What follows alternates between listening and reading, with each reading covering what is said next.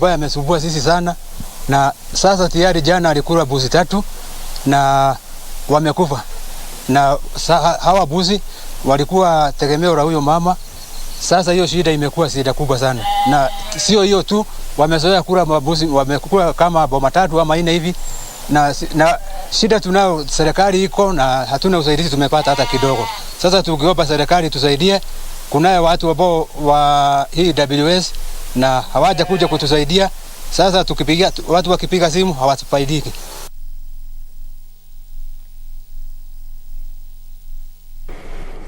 Wazee kadhaa wa kaya wa Mijikenda wameunga mkono azma ya gavana wa Kilifi Amason Kingi ya kubuni chama kipya cha kisiasa cha eneo la Pwani.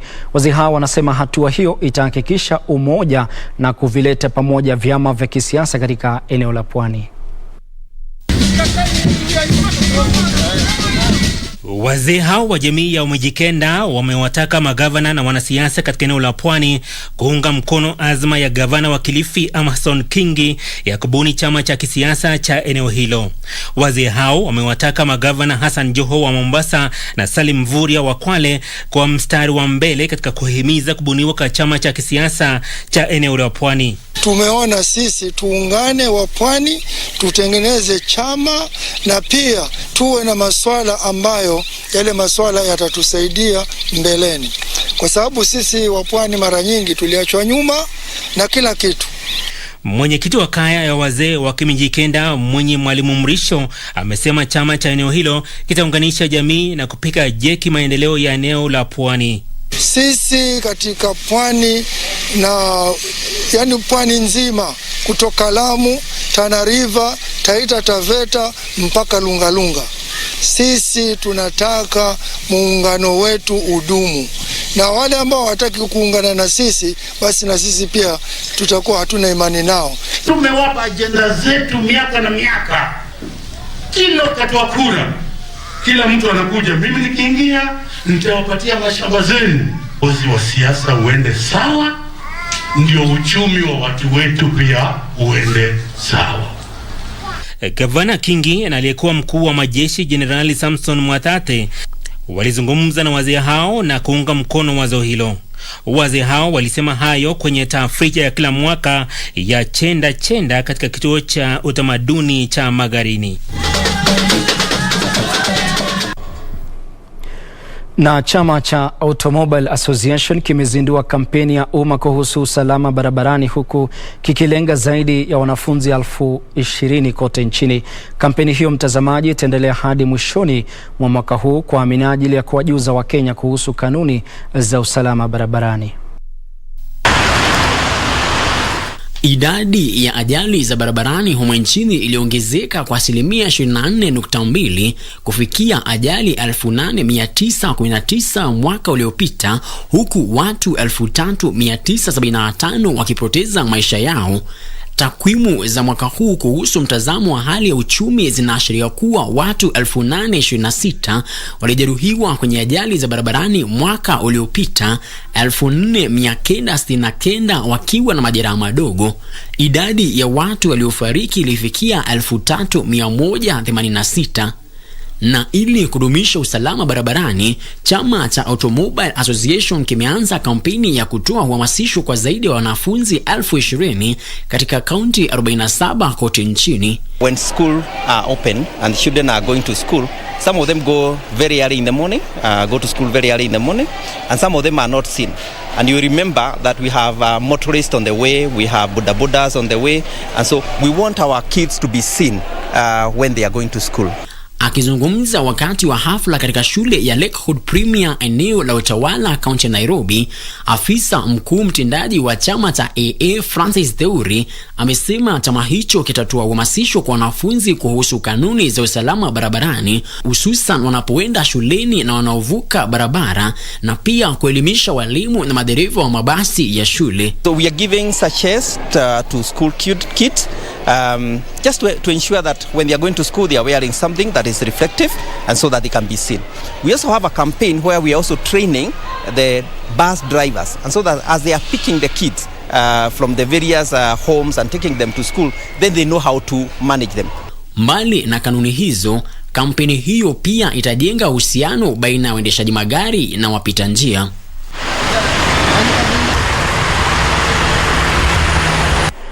Na maafisa 380 waliofuzu kutoka chuo cha mafunzo kwa vijana wa huduma kwa taifa NYS walipata fursa ya kudhihirisha ujuzi wao wakati wa maonyesho katika uwanja wa Moi huko Mandera ya Mashariki.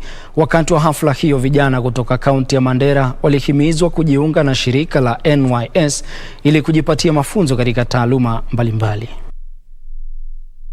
Gavana wa Mandera Ali Roba alisema hafla hiyo ilikuwa nafasi bora kwa familia walikotoka vijana hawa NYS na wananchi kwa ujumla ambao hawakuwa na nafasi ya kusafiri hadi Naivasha kwa sherehe za kufuzu zilizoandaliwa tarehe 30 mwezi Agosti. Alisema vijana hao watakuwa wa manufaa kwa jamii, kwani watakuwa na suluhu kwa matatizo mengi yanayokabili jamii hiyo. Na mimi nataka kuchukua fursa hii kabla sijasema mengi kuweza kuwapongeza vijana wetu kwa mara ya pili. Officially wamefuzu tarehe 30 mwezi wa 8 hapo NYS Naivasha. Madhumuni ya leo ilikuwa demonstration kwa wazazi wao ambao hawakuweza kupata fursa hii. Nataka kuchukua fursa hii mara nyingine kuambia pongezi kwa kazi nzuri mlio dhihirisha hapo mbele ya umati ambao wamehudhuria hafla hii ya leo. Naibu mkurugenzi wa huduma ya vijana kwa taifa Patrick Mushai aliwapongeza vijana hao na kuwataka kutumia ipasavyo maarifa waliopata. Getting the skills and knowledge is one thing, but making use of them is another. I'm urging you to make use of the skills and knowledge that you gathered from the National Youth Service. Naibu kamishna wa kaunti hiyo Solomon Cheboton alitoa changamoto kwa maafisa hao kuwa na nidhamu ya juu. Ukifanya kazi yako vizuri, wananchi watakuheshimu. Kwa hivyo mimi nataka niwahimize ya kuwa mkianza kazi yenu, muhakikishe kuwa mnaheshimu wananchi ambao mtakuwa mnahudumia na pia kuheshimu serikali ambayo imewateua.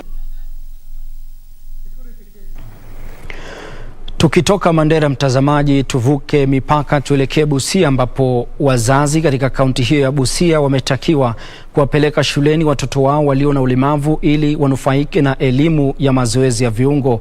Haya yamejiri huku ikibainika kuwa wazazi kadhaa wamepuuza wanao walio na ulemavu kwa kuwafungia ndani ya nyumba na kuwanyima haki zao.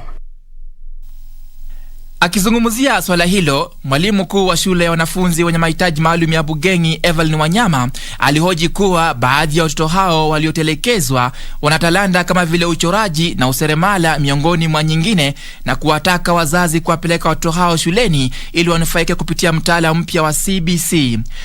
Hatuna madarasa ya kutosha, halafu hatuna choo za kutosha kwa hii shule.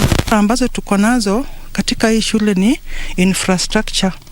Watoto mnavyowaona hivi hawako wote. Hata leo tunapokuwa na wageni, kuna watoto hawajakuja. Huku akiunga mkono matamshi hayo, mwakilishi kutoka Baraza la Kitaifa la Watu Walio na Ulemavu Sara Ayecho amesema hatua ya wazazi ya kuwapuuza watoto hao walemavu inachangia unyanyapaa, hivyo elimu itasaidia watoto hao kuwa watu wa kujitegemea katika siku za usoni. Kuhusu denial, ni ukweli kabisa na inaongeza stigma kwa wale ambao wako na ulemavu. Wale ambao wako na ulemavu ni binadamu kama mimi na wewe, and there is no need to stigmatize or discriminate against them. Afisa mkuu mtendaji wa hazina ya malipo ya uzeni NSSF Anthony Emerikwai aliahidi msaada wao kwa shule hizo kupitia kwa wafadhili kuinua muundo msingi katika shule hizo ambazo kwa kawaida ni changamoto kwa watoto walemavu. Aidha, alielezea kujitolea kwa hazina hiyo kuwasaidia wazazi wa watoto hao, kuwapa ushauri nasaha ili wajihisi uhuru kuwapeleka shule watoto wao. Tutaendelea kusapoti shule. Tumezungumza huko nyuma kuwa tutaongea na donors. Sisi wenyewe tutaona vile tutaongeza funds to ensure that hii shule ina support community wale wako hapa. Nikiripotia Kurunzi Mashinani, jina langu ni Jelis Aladi. Na mwenyekiti wa tume ya uwiano na mshikamano wa kitaifa NCIC Dr. Samuel Kobia amesema tume hiyo itawazuia viongozi wa kisiasa wanaotoa matamshi ya uchochezi kuwania viti kwenye uchaguzi mkuu ujao. Akiongea kwenye mahojiano na runinga ya Channel 1, Dr. Kobia alisema tume hiyo inashirikiana na vyama vya kisiasa na asasi nyingine kuhakikisha kiongozi anayetuhumiwa mara 3 kutoa semi za uchochezi atazuiwa kuwania kiti cha uchaguzini mwaka ujao. Imesalia chini ya mwaka mmoja kabla ya uchaguzi mkuu ujao. Kwa sasa kuna watu 56 ambao wameandikisha taarifa katika tume ya NCIC na idara ya mkurugenzi wa mashtaka ya umma kwa tuhuma za uchochezi. Mwenyekiti wa tume ya NCIC Dr. Samuel Kobia amesema wanahitaji mamlaka zaidi kukomesha semi za chuki. Kwa mujibu wa tume hiyo, viongozi wanaokabiliwa na tuhuma za uchochezi watazuiwa kuwania viti uchaguzini mwaka ujao. Planning to have a national symposium with the leaders of all the registered political parties. I want them to consider signing a political decency charter, which will say that a politician who is involved in hate speech, in ethnic contempt, etc., will not be cleared to run for office, to run for elections. That is what the politicians fear the most, and that is what we are going to work with the political parties so that we manage to have some decency in our politics. Akiongea kwenye runinga ya Channel 1, Dr. Kobia amesema tume hiyo inashirikiana na vyama vya kisiasa na taasisi nyingine kuhakikisha viongozi walioorodheshwa kwa tuhuma za uchochezi wanazuiwa kuwania viti uchaguzini. Kenyans think that the politicians don't care if they are put on the wall of shame by NCIC. Actually, they do care, because since I published that and said this number of people, we have 6 politicians on that wall of shame, the hate speech incidences have gone down considerably, and that is what we want to build on. Kuhusu ujambazi katika eneo la Laikipia, tume hiyo imesema kuwa uchunguzi unaendelea dhidi ya wanasiasa wanaodaiwa kuchochea ujangili huo ili waweze kuchukuliwa hatua. Because in Laikipia, what actually has been happening now is criminality. Not at this moment, because this has been happening in the last few days, but now because we have been there, we have been monitoring what has been happening, and therefore this will lead us to now see whether there are those who will have reached the threshold of hate speech, of incitement to violence, and once we determine that, those will be summoned and will be investigated for prosecution.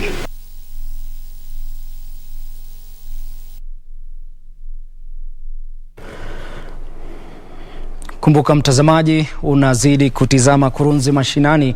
Ni makala ambayo unaweza ukafuatilia kupitia mitandao yetu ya kijamii ikiwemo Facebook, Twitter na vile YouTube @KBC Channel 1, ama pia unaweza ukasakura katika tovuti yetu maridadi kabisa ya www.kbc.co.ke. Tuangazie masuala ya kufungamana na elimu, ambapo wadau katika sekta ya elimu wameitaka serikali kuzuia vyuo vikuu kuongeza karo, wakisema hatua hiyo imewafungia nje wanafunzi kutoka familia maskini. Wadau hao wamesema kuwa gharama ya juu ya elimu ya vyuo vikuu na taasisi nyingine ni tatizo kubwa kwa hali ya baadaye ya wanafunzi, na serikali inapaswa kushughulikia suala hilo. Katika tukio la uzalendo, wasomi na viongozi katika kaunti ya Kisii wameungana katika juhudi za kuwasaidia wanafunzi kutoka familia maskini kujiunga na vyuo vikuu. Janet Kemunto, ambaye alipata alama ya A kwenye mtihani wa kidato cha 4 mwaka uliopita, hajui iwapo atajiunga na chuo kikuu wiki ijayo au la, kutokana na ongezeko la karo kwa wanaosomea taaluma ya utabibu. Alifanya mtihani yake, natakiwa kwenda university kusomea kazi ya daktari. Nashukuru sana, nasema asante sana, asanteni kwa kupita yote. Hata hivyo, matumaini yake yamefufuka baada ya viongozi katika eneo la Kisii wakiongozwa na Seneta Sam Ongeri, mbunge wa Dagoretti Kaskazini Simba Arati na mwakilishi wa wanawake Janet Ongera kujitolea kugharamia masomo yake chuoni. I've come here today to commit my pledge that I gave through the TV that I'll be able to take care of the whole school fees. But I know my colleague Tim Wanyonyi, Mheshimiwa CS Mina, Mheshimiwa Machogu, all of them, they have committed. They have committed themselves that they are going to support this girl to finish her course. Viongozi hao wamesema kuwa serikali imewekeza katika elimu ya msingi na sekondari na kusahau elimu ya vyuo vikuu.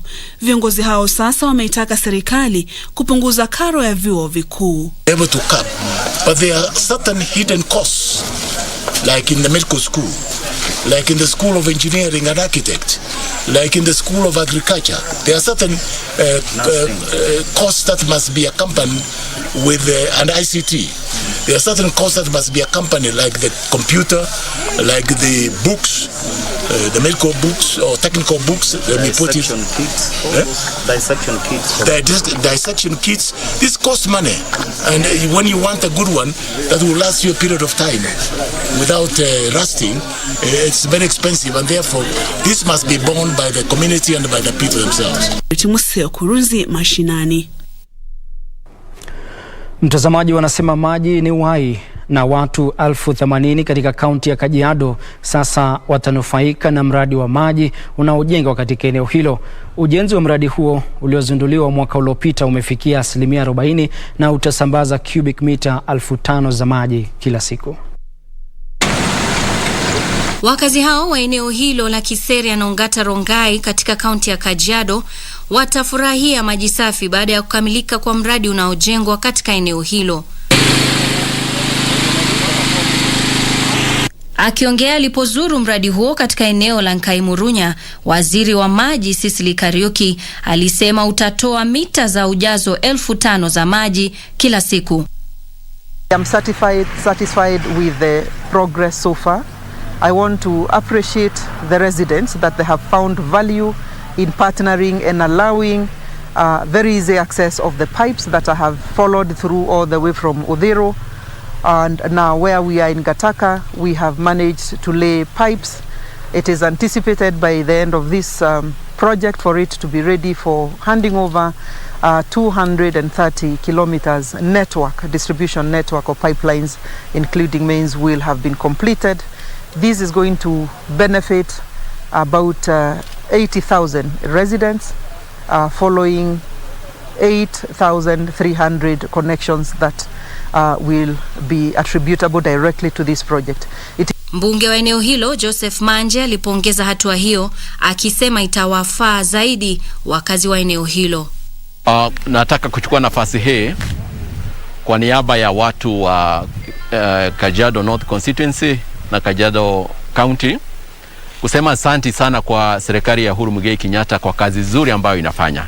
Especially hii maji, mambo ya maji, wanatoa maji all the way from Dakaine tukataka tu Ongata Rongai. Nataka watu wa Rongai wasiwahi kubeba mtungi tena kuchota maji. Hii ikiwa connected tunataka iwe hivyo. Pia niombe rais wote wakati watakabidhiwa na national government wahakikishe ya kwamba they serve the community properly without disconnection. Nisimano Koth, Kurunzi, Mashinani. Katibu katika Wizara ya Fedha na Mipango Saitoti Torome amewataka wakazi wa kaunti ya Narok kujiepusha na uuzaji ardhi. Torome ambaye alikuwa akihutubia wakazi katika eneo la Eor Okule alisema uuzaji ardhi kiolela umesababisha mizozo kadhaa ya ardhi katika eneo hilo. Torome ambaye alikuwa kwenye hafla ya kuchangisha pesa alisema mizozo baina ya wakazi na wanunuzi wa ardhi imekithiri huku kipindi cha uchaguzi mkuu kikikaribia. Nimefurahishwa sana na vile MCA amefanya hii maneno ya kuuza shamba. Na unajua kuuza shamba, na kwanza ukiuza shamba na usifanye kitu, hii ndio inaleta ile clashes huwa tuko nazo wakati wa uchaguzi. Kwa sababu wewe uliuza shamba, alafu mwandawasi mmoja anakuja hapa anaanza kukuambia ujaribu kufukuza ule mtu wa kutoka Kisii ama Central uliuzia shamba na wewe ndiye ulimuuzia. Unaanza kumpiga na ulikula pesa yake. Sababu kama uko na shamba, kwa nini haiwezi kufikiria vile utaweza kutumia hiyo shamba upate mazao zaidi? Matamshi hayo yaliungwa mkono na mwakilishi wadi maalum Susan Kutingala, ambaye aliwataka wanaume kukomesha uuzaji ardhi na badala yake kutumia ardhi yao kujiendeleza maishani. Kazi ya watu sio kukula mchanga, ni kufanya maendeleo kwa mchanga. Kama baba yako amekuachia urithi, ni vizuri hata wewe uachie watoto wako urithi. Mimi najua watu hapa wameuza mashamba sana, ambaye ni laana kwa Mungu, na hata utapata mahali ya kuweka watoto. Kama Mungu ametubariki na akatupe a fertile land, natakiwa tufanyie kazi tukiwa uhai. Kufanyia kazi sio kuuza. Na hatimaye wakazi wa eneo la Majengo, kaunti ya Mombasa, wana kila sababu ya kutabasamu kufuatia kukamilishwa kwa ujenzi wa barabara 2 za kichochoroni zilizojengwa na halmashauri ya Kera kwa ushirikiano na hazina ya ustawi wa eneo bunge la Mvita. Ujenzi wa barabara hizo 2 uligharimu shilingi milioni 2 na unatarajiwa kufungua eneo hilo kwa shughuli za maendeleo.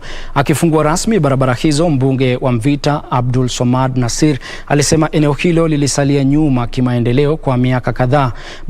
Barabara hizo za Zamaria na Shikamo katika eneo la Kingorani zitarahisisha uchukuzi katika eneo hilo. Kwa mujibu wa mbunge huyo, ujenzi wa mitaro ya kupitisha maji taka na uwekaji taa za barabarani unaendelea. Hii tumeweza kufanya leo na very soon tuta launch nyingine katika maeneo ya slums za Kachonjo, ambapo kwamba tumefungua barabara hii leo. Unaweza kutoka na gari ukawa unatoka kuanzia barabara ya Chuda Kachonjo, ambapo kwamba ilikuwa hata tuktuk haiwezi kupita, ukatokea mpaka Makupa Causeway. All the interconnecting roads we've been able. Value of the property has increased. Watu wameweza kuinuka. Mashule ambayo kwamba katika sehemu ile watoto wameweza kuzidi kuweza kuingia. Miradi ya leo ni muhimu sana katika eneo letu la Mvita, kwa sababu nyumba nyingi zitapata thamani baada ya kutengeneza barabara. Kutapatikana wapangaji watatoa kodi mzuri, wenye nyumba zitakuwa bei yake ya juu, watoto watapata pale pa kuchezea, kutakuwa kunaweza uwezekano kuwekwa magates, kukawekwa CCTV, usalama ukaimarika.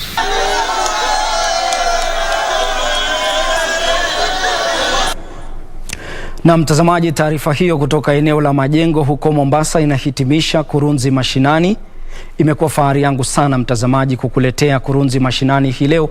Tubanane papa hapa hapo kesho, lakini kumbuka unaweza ukapata taarifa hizo kupitia tovuti yetu maridadi kabisa ya www.kbc.co.ke.